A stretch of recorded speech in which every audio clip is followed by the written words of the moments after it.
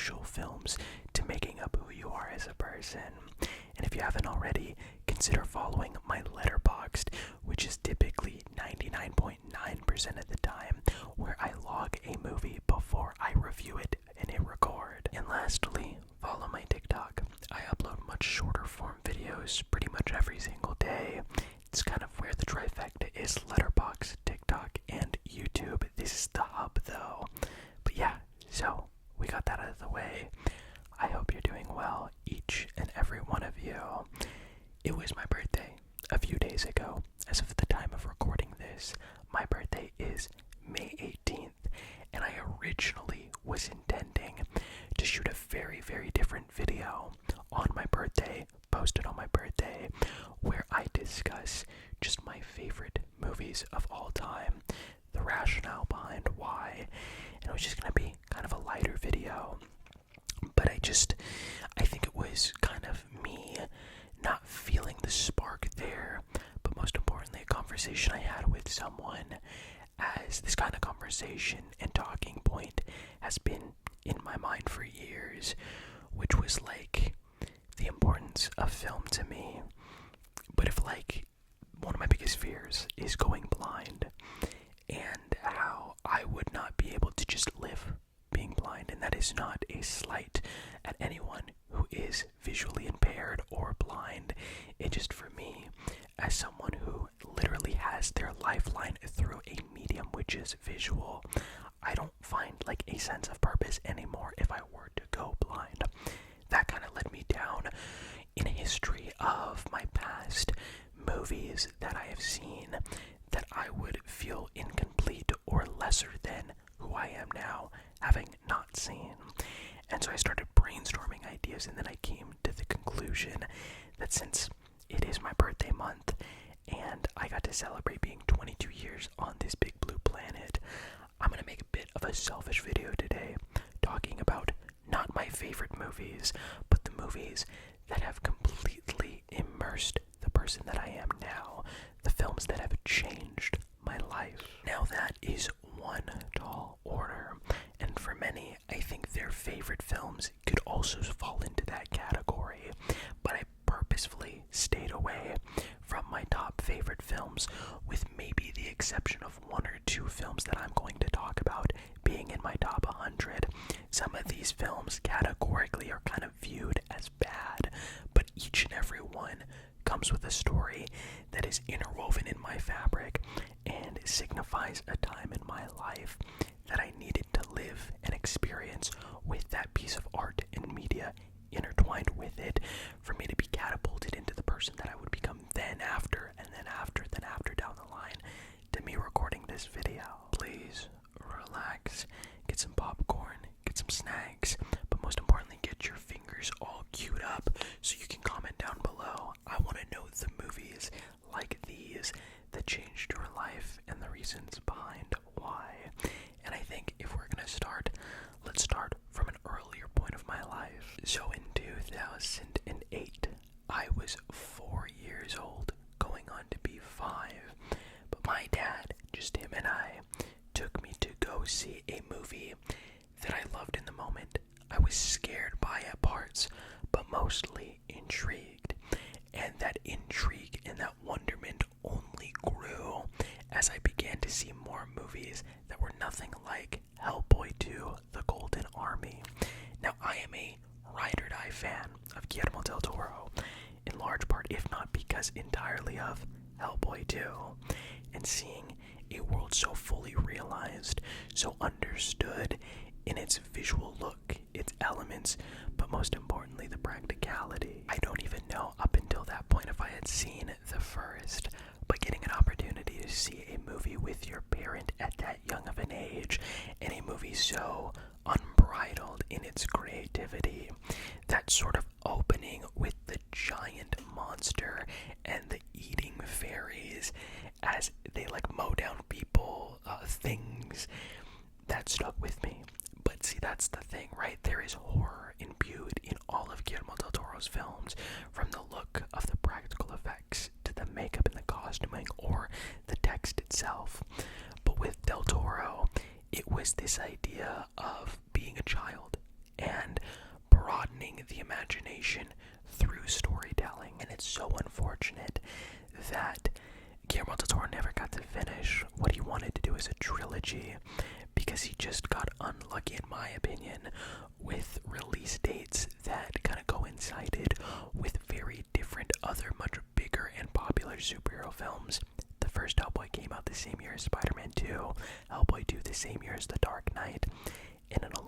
movies, those films went on to dictate an entire hemisphere and landscape of pop culture superhero caped shit. And I always wonder, if these films were successful on that level, how different things would be.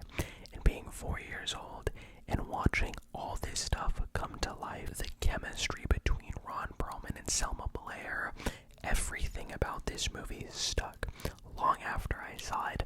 And to this day, I still remember it. Well, obviously, when it comes down to it, you don't remember the actual memory, but the last time you remembered the memory, and so on and so forth.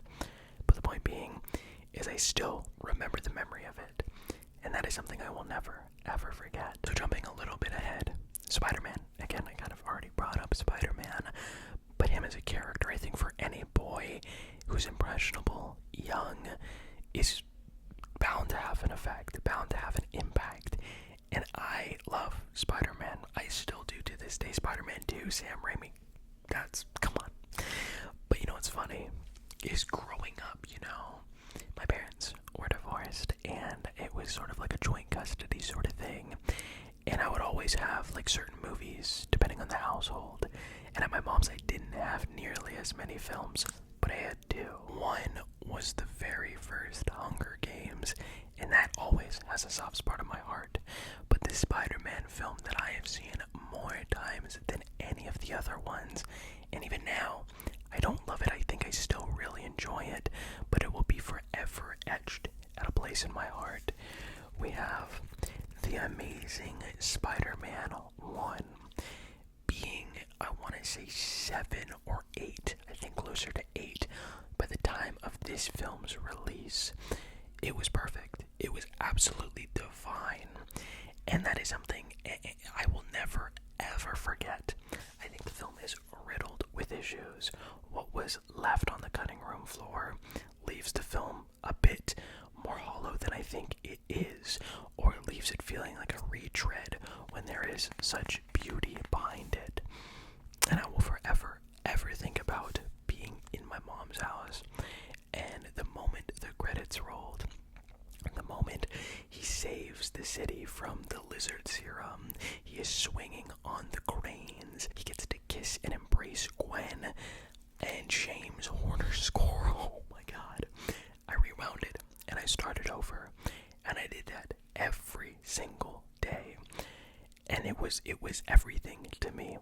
And I remember, like, to a point where my mom was like, you can get more movies, but I didn't want to. This was all I watched, and that was okay. And I think after a while, when I started to kind of come into my own a little more, there was a bit of turbulence with being a young kid and having joint custody.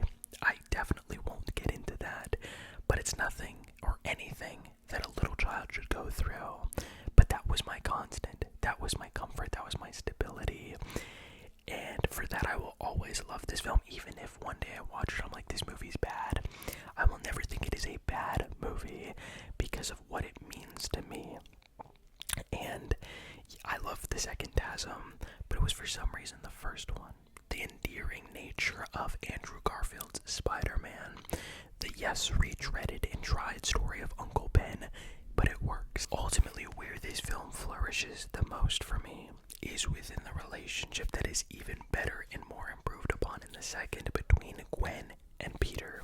That idea of someone seeing you, a broken, bruised, battered person, and is willing to give you a chance, that just stuck with me at like 8 or 9 years old. So at this point, we are very well into the double-digit age. Most notably when I was 10 years old. There's a lot of things going on in my life in terms of visitation and whose house I would be going to see. And something that my parents, my dad and my stepmom would always do would be right before or right as I got back from seeing my mom, they'd take me to a movie. And we would always have these stubs, the AMC before it was A-list, before it was Regal Unlimited, and we'd go, whatever movie was playing. And there's going to be two that I think very fondly of. But this next one was a film that my dad took me to right before I left for about a month. And from that point on, the next time after I would see my dad, my life would change. And I won't go into too much detail, but this film is so important to me. And it's such a nothing burger movie in the grand scheme. Nobody talks about this. And it stars a comedy duo who I think most, if not everybody, would say their prior work together is better. But it doesn't matter to me, because The Internship, starring Owen Wilson and Vince Vaughn, was the movie that I laughed so hard at 10 years old with my dad at actually, I could tell you the exact time I saw the movie, because that moment was so important to me that I made sure to keep the ticket stub. Yep, The Internship at 11:25 on June 25th, 2013. That blows my mind that I chose to keep at 10 years old. But when I look back and reflect on what little I felt like I had in my corner, in control, my parents knew, my dad and my stepmom knew how important movies were to me. So going to see this film with my dad, as he would drop me off and I wouldn't see him for a month, he knew. He very much knew.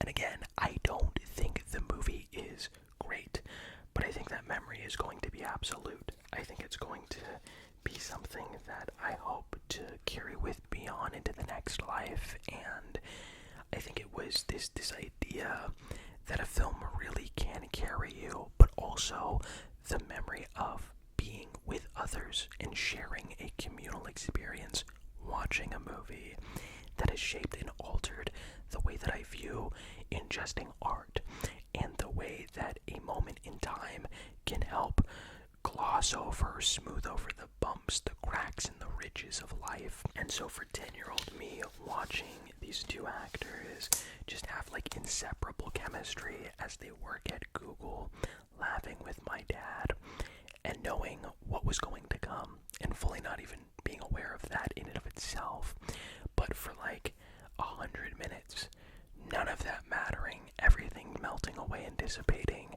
in favor of this moment in time, I'm going to carry with me to my grave. I felt so fortunate being a kid growing up in the last leg of Blockbuster. I would go as often as I could. I would go with my dad, with my mom.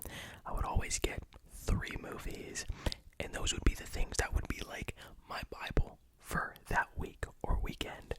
And I would watch all these films every single night. I would watch them, even if they're bad. I made sure to finish them because I rented it.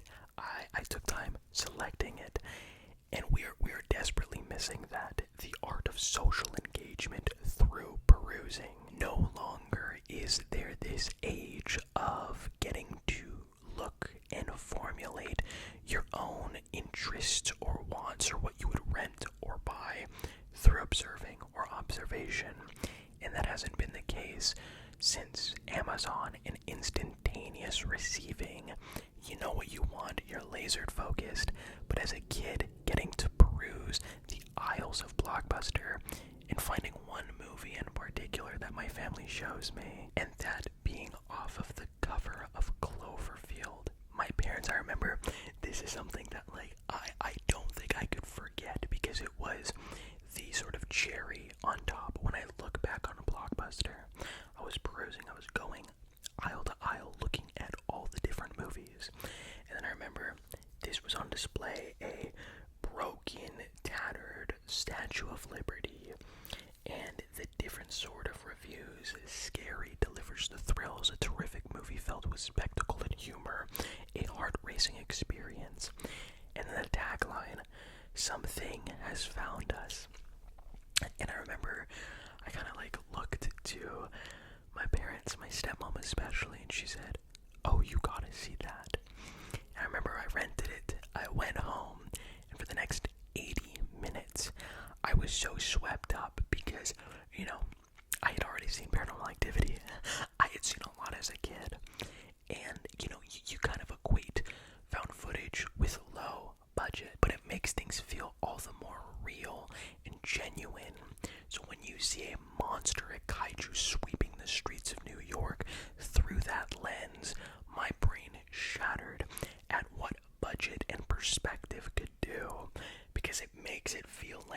was genuinely at one point a kaiju roaming the streets of New York. And this film blew me away.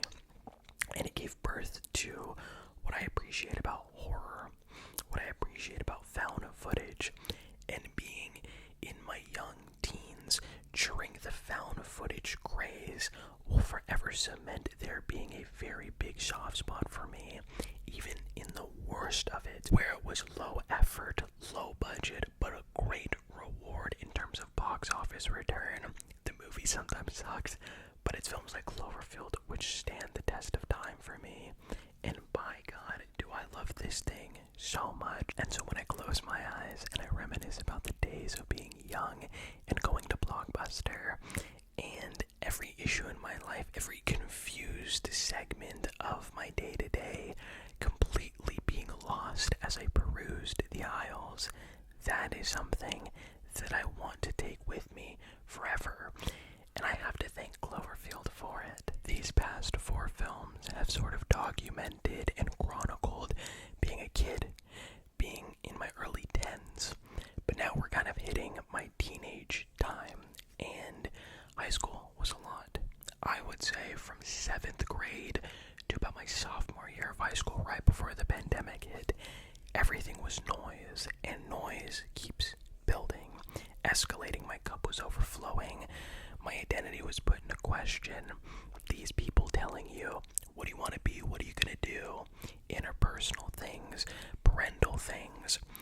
I kind of went to different levels and depths and angles and places that nobody should. Nobody should. I tried to mediate as much of the noise and baggage as I could, but how I did it was wrong. And one day it caught up to me. That being in 2019, March of 2019 to be exact, and I hit like a rock bottom for as much as I could at 16 years old, 15 or 16, and so, I didn't have a phone. I kind of was unplugged from gaming, my phone, and the only thing I had was my school iPad to do exclusively work. But of course, a cinephile will never be truly devoid of their movies. And I remember there was a bootleg site that I was able to sort of jailbreak my way through on the iPad. And for some reason, none of the movies I wanted to work, none of the servers came out. But there was one movie that I was like, why don't I rewatch this? I think it was because I heard a conversation at school one day. And so I rewatched this movie that I had seen 4 years prior, and I thought was really good. But something about it was the lifeline I needed. This movie is indescribably imperative for the time that I needed it, and how much it holds up to me now. And when I was going through this moment, I had forgotten just how potent, I guess you could say, just how infectious the hope, the optimism, the whimsy, the willful blind hope when you close your eyes and you see all the world around you just turning to rubble. There is always hope for a better tomorrow. And Tomorrowland was that film.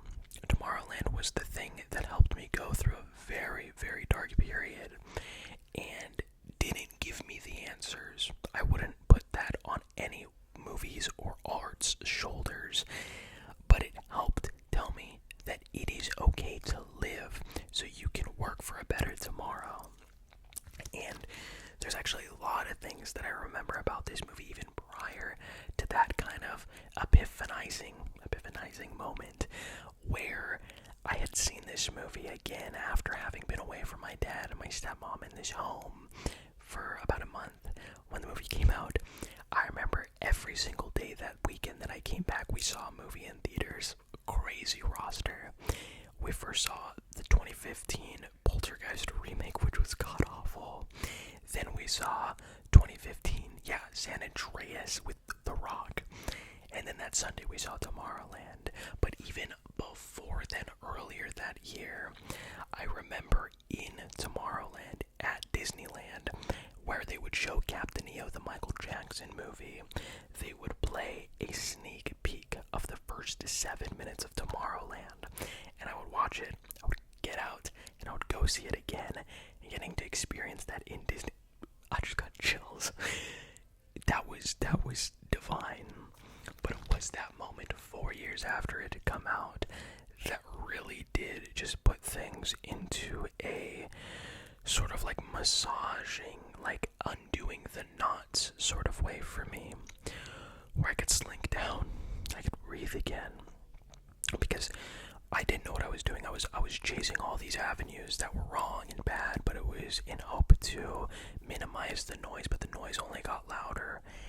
And so this was kind of like a moment and a call to action to rebuild.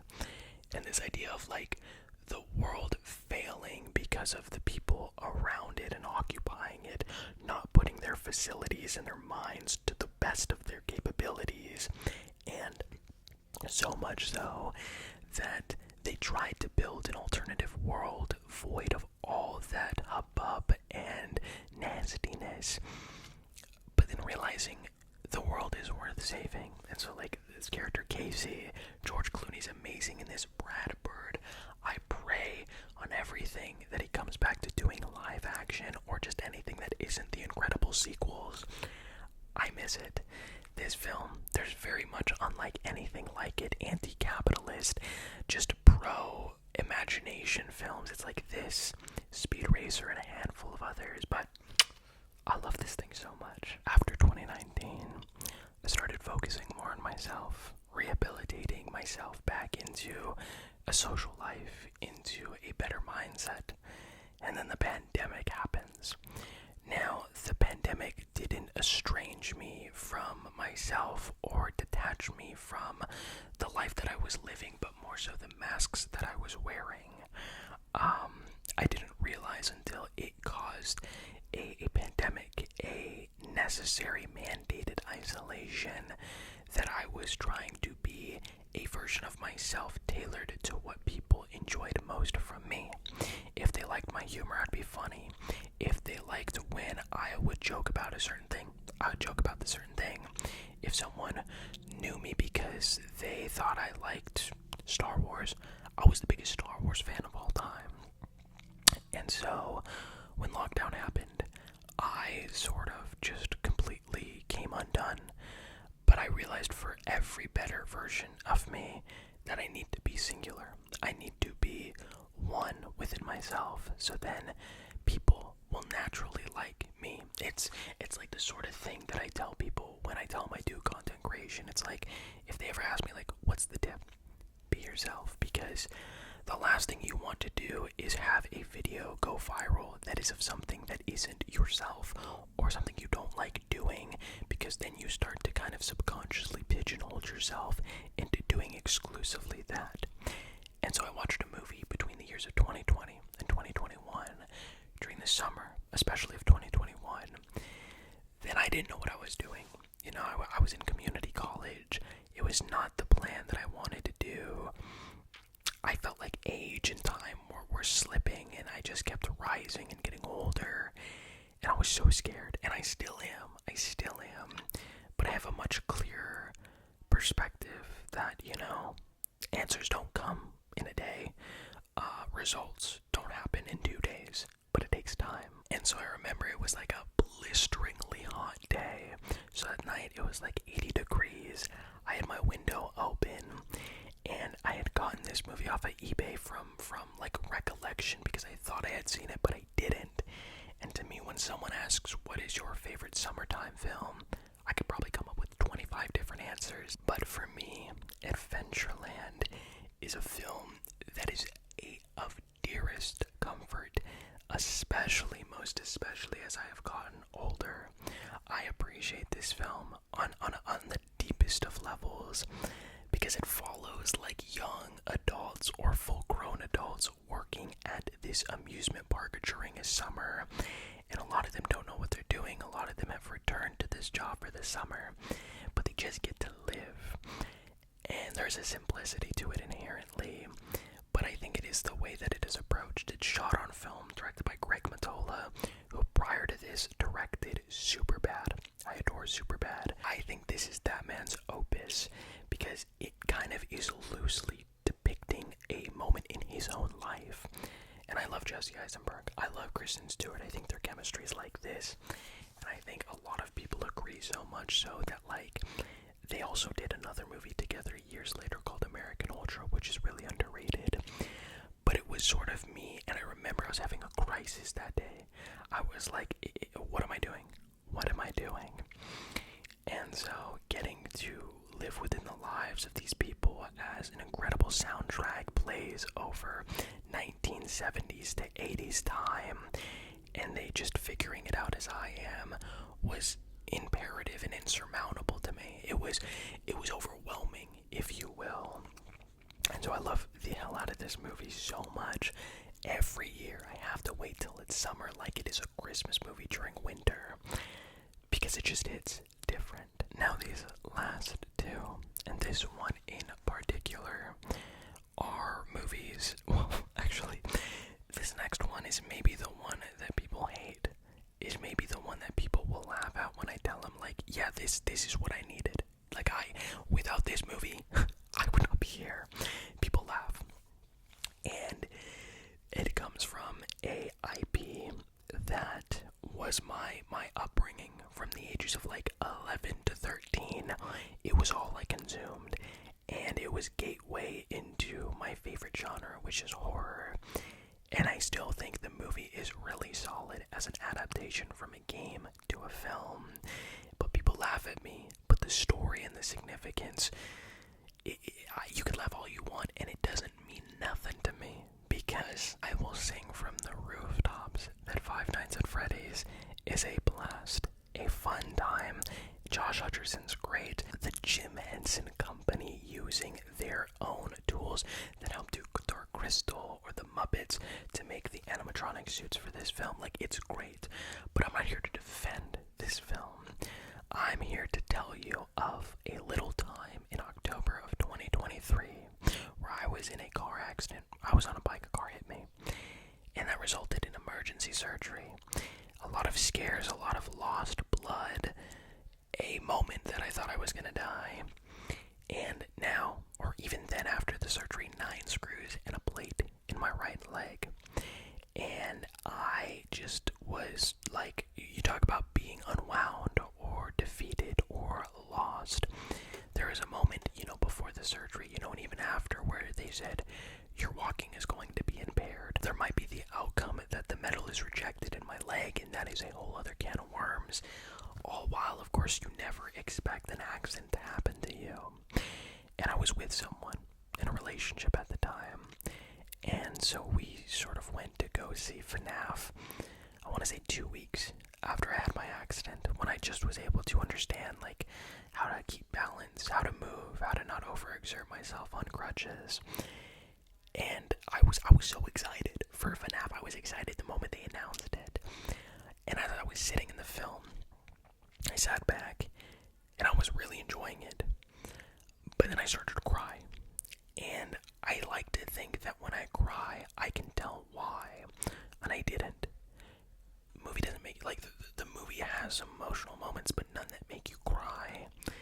And then it hit me that there would have been an opportunity for me never to have seen this film. This was the first film I had ever watched back in recovery, in life, since pre-accident. And I melted. I completely just dissolved to this idea that there will be a point where you are no longer able to watch movies or ingest art or media, talk to another person. And I was sitting next to a person who at the time I loved, and I was thinking, like, I would have, in theory, not been able to have this moment. And so that is why this film means a definition to me that no one will ever understand, and everything that everyone ingests is individual depending on the person. And that individually, to me, is the reason why I will take to my grave how important FNAF is to me. Because every movie I watch, sometimes I forget obviously, but I'm realizing I'm stepping into a world, someone's dojo, and that is kismet in itself. But I could very well have not lived long enough to experience said art, all because of this bad boy. Now, this last movie is within my top 20 of all time, but I could not lie to myself by not having this movie on this video or in this list because I have seen it 5 times in the past 4 years. Each time, life just gets a lot more worth living for me. But it really was going to my local theater and they actually showing it the day before my birthday. I went on a nice date. It felt very good. And I got to see this movie on the big screen the way it was intended. And it finished. And I was back like the first time I had watched it. And this movie is not going to be for everyone. This film is not going to entice you or titillate the senses or stay on the tongue like an aftertaste of a great meal like it does for me. But if I could just put one person on, to Lana and Lily Wachowski and Tom Tykers' Cloud Atlas, if I were to describe this movie in one term, it'd be soul-affirming. This film, which chronicles centuries of different storylines, different time periods, of people that are all interconnected, off of a yearn to live, a yearn to celebrate, a yearn to live in the moment, to push past the boundaries that are put in front of you. This film is like, you ever watch something and you're like, how the hell is this crafted off of human hands? Yeah. I first watched this movie actually, like I can close my eyes and I can visualize myself being back there. I was biking home from my first job, about a mile from my house, in May or June of 2020. The pandemic was in a full swing. School was still shut down. The confusion of the world was still there. The world felt vacant, you know? And luckily, like, I still was able to work. It was a brand new business. It suffered, like there was suffering for sure. And I remember biking home. I felt like I was biking E.T. home because I didn't have the basket in front of me, but I was taking home a pizza and I was holding it by my thumbs as I'm like steering, and I'm listening to the score of this film the night after I had watched it for the first time. And there is a track called Boundaries for Conventions, or Boundaries and Conventions are words in that title. And I felt like I was floating. And since then, I think I've kind of been proverbially chasing that high. And I've seen this film every single year. I've shown 4 different people this film, all with varying opinions. And it's funny because typically people show movies hoping that the other person likes it. And I'm not saying that I hope they don't like it, but it's less about whether or not they like it or not for me, and more so they can understand who I am and what I believe in large part because of this film. It's 3 hours of world trotting and spiritual introspecting and just belief stating, and like, I think like on just every single level, it is the sort of film that has made me embrace art in a way where I think you can be lost in trying to be critical, in trying to discern or dissect a film in ways that you begin to lose the essence of why art matters. And art is emotional first. It isn't logic first. Like, you don't paint because you want to logically articulate what something means in a sort of distinguished level. It isn't like sort of broken up piece by piece for it to be digested. You do it because you feel. You don't make music because you want to rhythmically channel into a wave of something that is scientifically proven. You want to do it because you feel a rhythm within you that you want to express. You don't make a movie to tell someone or inform someone or teach someone exclusively. That can be byproducts, but you do it because you freaking feel. And when you watch a movie, there's times, myself included, I stand victim to this as well, where after you don't get something and immediately either you try to understand it, and if you hit a wall, it's bad. Now, think about how it made you feel. And was going to see Cloud Atlas and finishing it, this overwhelming 3-hour odyssey that I just was like, I am feeling like I'm here for a reason. Let me sift on that emotion. And I love it. I cry, I weep every time. I wept a week and a half ago when I saw it. So yeah, those are my movies, my friends. All 8 of those mean every single world to me in all of its intricacies.